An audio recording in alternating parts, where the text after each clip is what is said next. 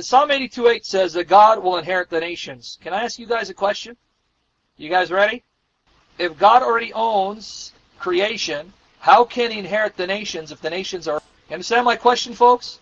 Here are two passages I'd like to discuss. You see it? Here it says God will inherit the nations, but doesn't God already possess the nations? By the way, interestingly, Psalm 82:8 does go with Deuteronomy 32:8.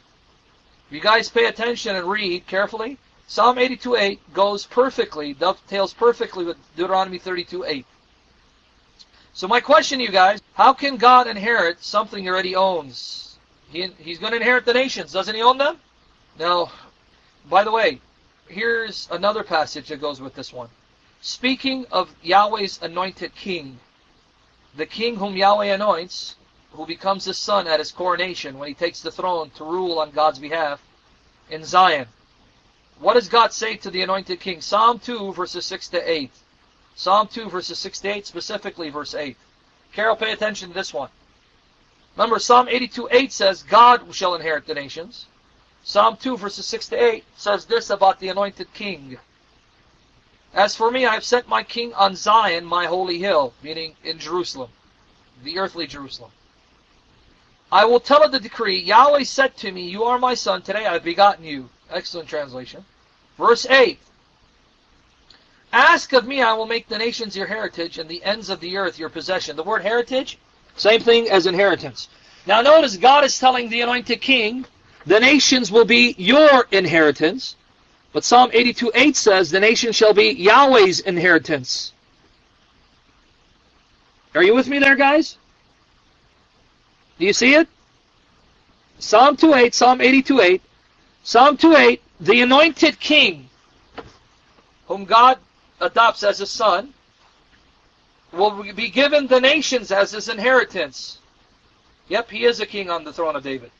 But Psalm 82:8 says, God will inherit the nations. All of them. Right? Let's post them back to back. Watch here. And now compare Psalm 2:8. So now guys, who inherits all the nations?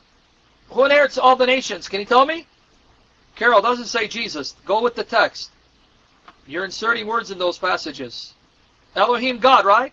But that's Psalm 82:8. Psalm 2:8 says, the anointed king does. The anointed king.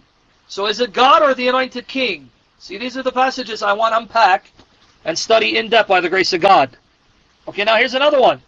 Various topics in the Old Testament, speaking of God, and how the Old Testament points to Jesus as the solution, because Jesus is the God-man who solves the riddle, the mystery of the Hebrew Scriptures.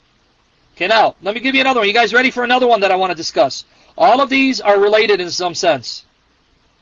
Right? Here's another one.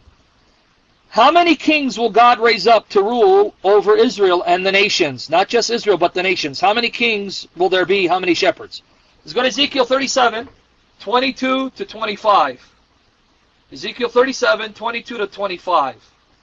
This book is supernatural, man. And the New Testament is the answer, the solution to this perplexing puzzle. Now watch this, guys, read. How many kings will God raise up to reign over Israel and the nations? And I will make them one nation in the land, on the mountains of Israel. And one king, not two, one king shall be over them all, and they shall be no longer two nations, and no longer divided into two kingdoms. They shall not defile themselves any more with their idols and their detestable things, or with any of their transgressions, but I will save them from all the backslidings in which they have sinned, and I will cleanse them, and they shall be my people, and I will be their God. My servant David shall be king over them, and they shall all have one shepherd. Did you guys see it? Did you catch it? One king over them, and that's going to be my servant David. Do you see it? And he'll be their shepherd, right? Because in 25 it says, they and their children's children shall dwell there forever, and David my servant shall be their prince forever. Now, guys, catch it. God promises Israel that David will be their king, their shepherd. He'll be their king, their prince forever. Right? But how many kings?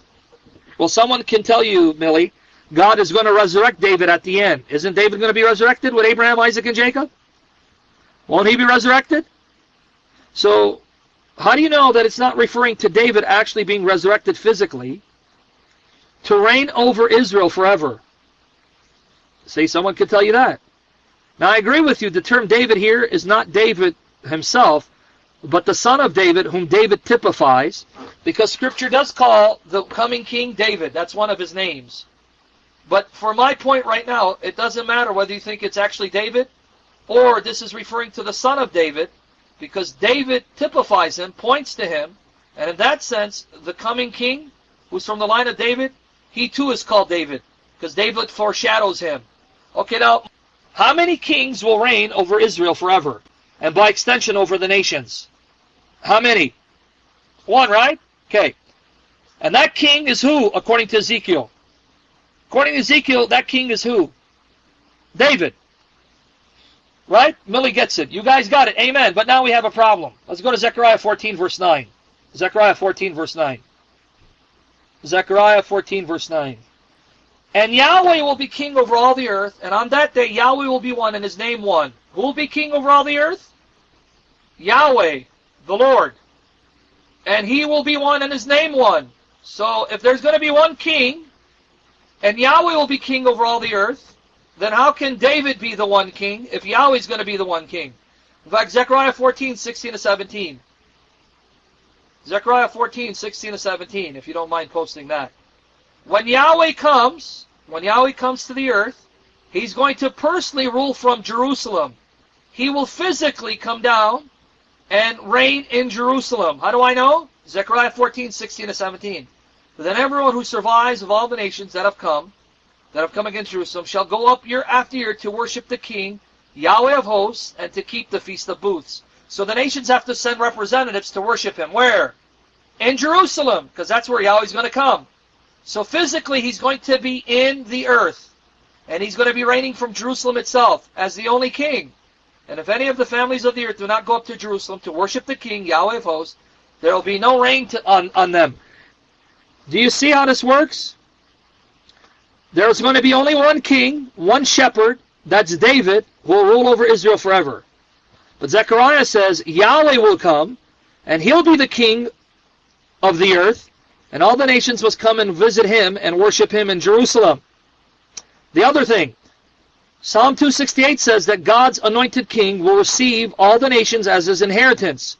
But then Psalm 82:8 says, Yahweh God, Elohim, God will rise up to judge the earth and to inherit all the nations. So guys, can you help me understand?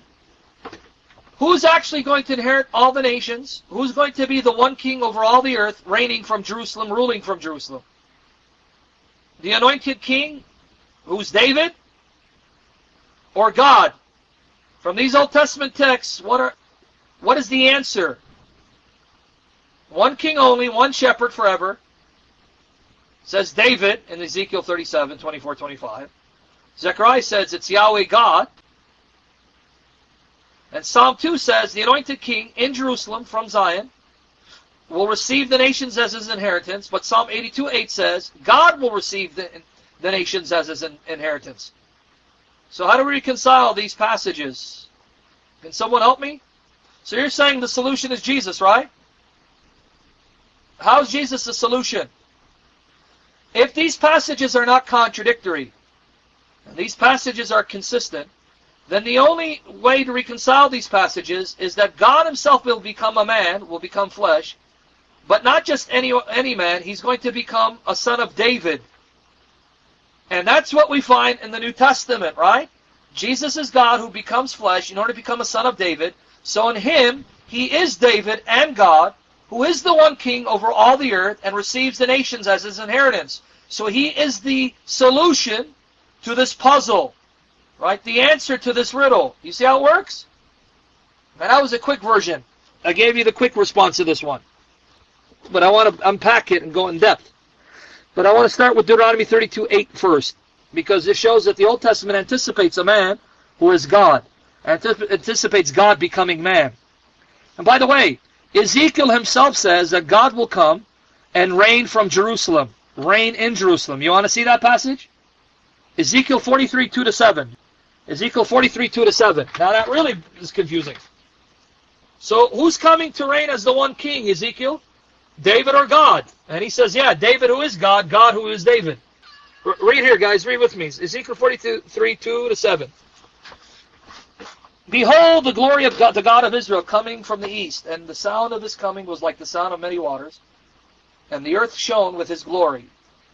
And the vision I saw was just like the vision that I had seen when he came to destroy the city, and just like the vision that I had seen by the Chebar canal, and I fell on my face. Now watch this. As the glory of Yahweh entered the temple by the gate facing east, the Spirit lifted me up and brought me into the inner court, and behold, the glory of Yahweh filled the temple. Now watch what happens. While the man was standing beside me, I heard one speaking to me out of the temple. All the way to 9, actually.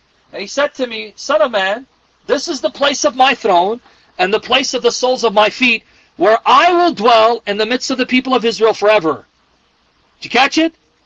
And the house of Israel shall no more defile my holy name, neither they nor their kings by their whoring and by the dead bodies of their kings at their high places. Did you see it? God speaking from the temple says, this place, Jerusalem, where the temple is, right? This place, Jerusalem, will be the place of my throne, the place of the soles of my feet, where I'm going to live in the midst of Israel forever. You see that? So in Ezekiel, it's God who's going to live in Israel forever, specifically Jerusalem.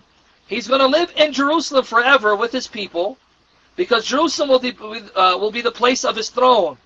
But wait, Ezekiel 37, 22-25 says, the one king who will reign over Israel forever is David. If there's going to be one king, and that's David, but then Ezekiel later on says that Yahweh himself is going to reign from Jerusalem and live in the midst of his people from Jerusalem forever. How do we reconcile that, man? How do we reconcile these passages? Here's explicit Old Testament evidence, black and white Old Testament evidence, where a king will come who's called David, and yet God is going to be the one king who will reign in Jerusalem forever over his people. So when we come to the New Testament and we find that Jesus is the son of David, and yet God in the flesh, we should expect that if we know what these passages are saying and are not contradictory. In fact, these passages should move people to anticipate someone who's God in the flesh and therefore from the house of David.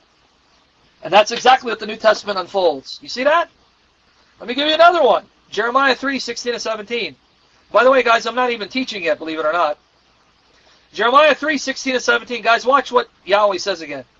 When you have multiplied and been fruitful in the land, in those days, declares Yahweh, they shall no more say the ark of the covenant of Yahweh. It shall not come to mind or be remembered or missed. It shall not be made again. You won't make it again. Why?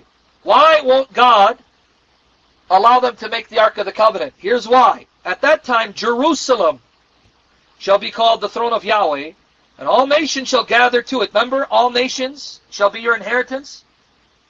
All nations will be gathered to Jerusalem. Why? To the presence of Yahweh where? In Jerusalem.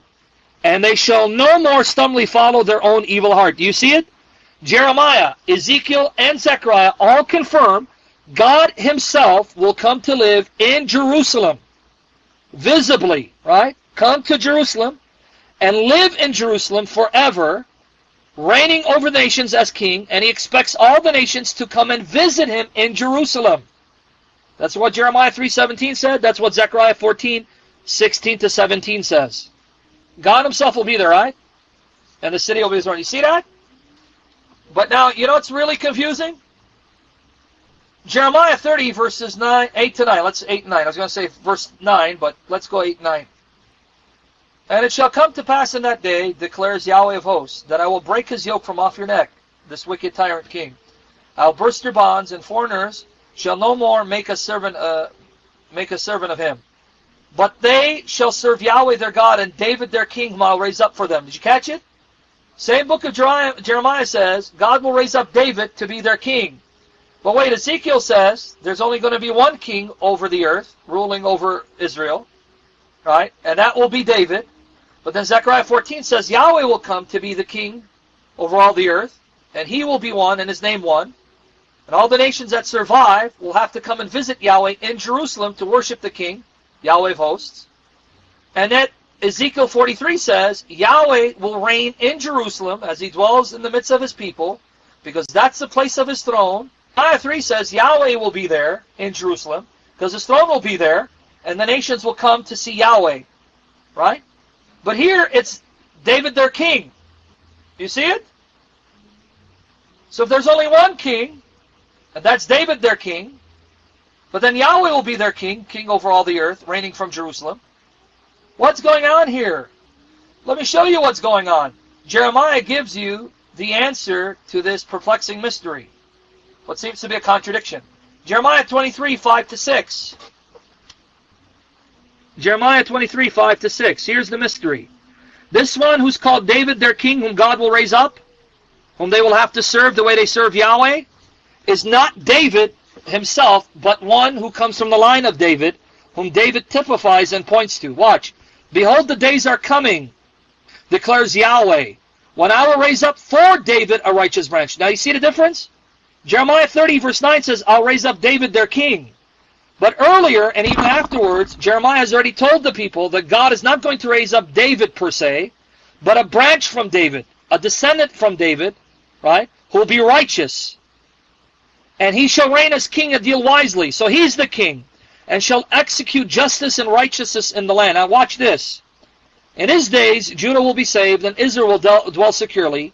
And this is the name by which he, the branch of David, the king who is righteous, in whose days Judah will be saved, this is his name. This is what he'll be called. Yahweh is our righteousness. Do you catch it? He's not only called David, his name is also Yahweh is our righteousness. Do you catch it? Yahweh Zetkenu, also spelled this way. So is God going to raise up David, resurrect him? Well, God will resurrect the historical David to live forever. But that's beside the point. Is God going to raise up David himself? Or someone who comes from the line of David, who's called David because David points to him? Obviously the latter, because Jeremiah 23, 5-6 tells us, days are coming where Yahweh will raise up for David a righteous branch. And he'll be the king who reigns wisely, and in whose days Judah will be saved. But notice this branch of David, he's also Yahweh, our righteousness. Which then helps us understand Jeremiah 3, 16, 17, where it says that Yahweh himself will reign in Jerusalem. Yahweh's throne will be there, and the nations will come to Yahweh in Jerusalem to worship him, because this son of David is actually Yahweh in the flesh. So yes, David will reign, and yes, God will reign, because the coming king is both the son of David, whom David points to, and God in the flesh. But notice, Millie, Ezekiel and Jeremiah and Zechariah all agree, right? Jeremiah, Ezekiel, Zechariah agree. Yahweh God himself will come to Jerusalem, to Zion, where his throne will be, where he will dwell in the midst of his people to rule over them forever. That's Jeremiah, Ezekiel, and Zechariah, all three, right? Jeremiah 3, 16-17, Ezekiel 43, 2-7, Zechariah chapter 14, the entire chapter, but specifically verses 1-5, verse 9, and verses 16-17. All of them say Yahweh God himself will come to Jerusalem, to Zion, to reign from there over the nations, over his people Israel, because that's the place of his throne, and that the nations must go and visit Yahweh there to worship him, otherwise he'll punish the nations who don't go to visit him. Yep, this will happen during the millennial reign of Christ. Exactly. And the Yahweh God who reigns in Jerusalem, who will require the nations to visit him, will be Jesus Christ, who's the son of David, God in the flesh. Exactly, Millie. This will be fulfilled in the millennial reign of Christ, and that will happen because Christ is risen. And that helps us understand the other passages, right? Where it says David, the branch of David, will rule. So there is no contradiction. But the prophets, by inspiration, are trying to let the people come to the realization that their God will become one of them, flesh and blood human being like them, from the line of David, in order to fulfill the promises made to David. That only makes sense during the millennial reign of Christ. You got it. Yep. Because if it's the age to come, meaning the eternal age, in which all wickedness will be eradicated from the earth, then no one can disobey anymore, because everyone who lives on in the earth during that period will be made morally incorruptible. Let's take 5 minutes, and then we'll talk about Deuteronomy 32.